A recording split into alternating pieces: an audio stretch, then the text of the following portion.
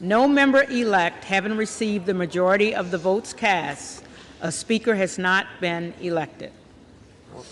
For what purpose does the gentleman from Oklahoma rise? I move that we adjourn until 8 o'clock this evening. The question is on the motion to adjourn. All those in favor say aye. Aye. All those opposed, no. The ayes have it. Motion's adopted. The motion is adopted.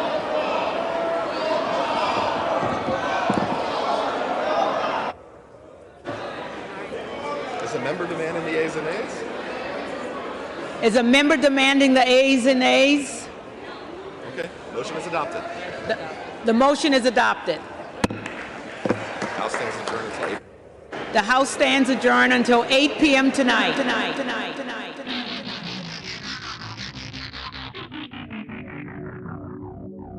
Hello and welcome to What the F*** Just Happened Today, your essential guide to the daily shock and awe in national politics.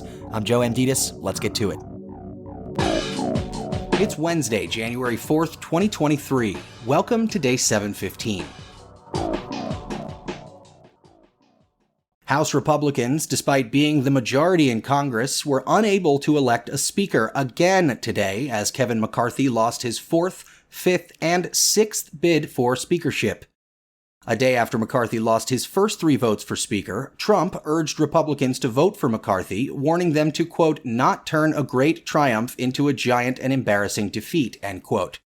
Biden, meanwhile, called the House Republicans' inability to elect a speaker embarrassing, saying it's, quote, not a good look, end quote, for the country, but also, quote, not my problem, end quote.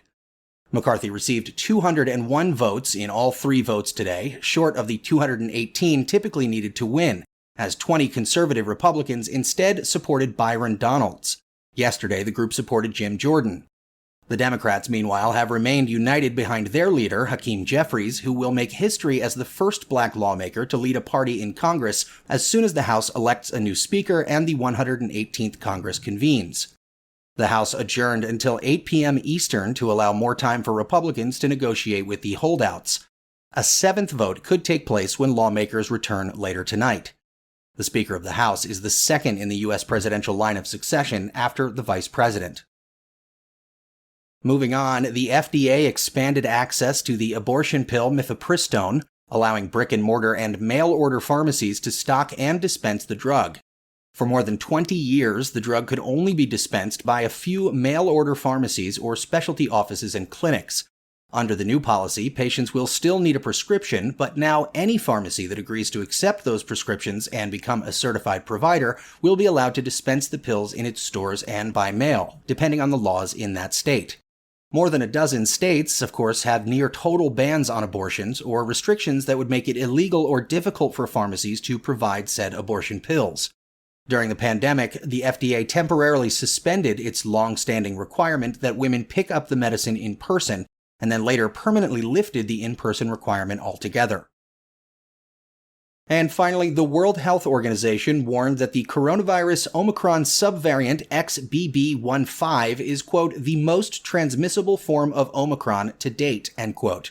The latest variant was first detected in the United States and went from being present in 4% of sequenced cases in the US to 40% in just a few weeks, the most common variant circulating in the country.